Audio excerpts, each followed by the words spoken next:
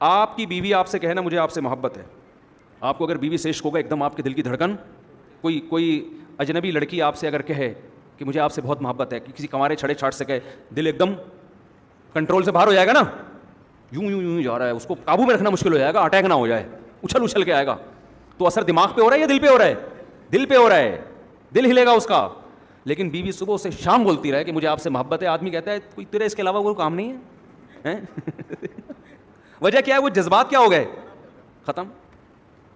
तो दिमाग तो हिलेगा, दिल पे इतना सभी असर नहीं हो, और अगर होगा भी तो उल्टा होगा, यानी उल्टा असर। जैसे कोई खातून शादी से पहले कह देती ना आई हेट यू, तो वो वाला असर होगा, उसमें जो दिल हिलता ना, ये वाला हिलना शुरू हो जाएगा, इस तरह का दिल हिलता है।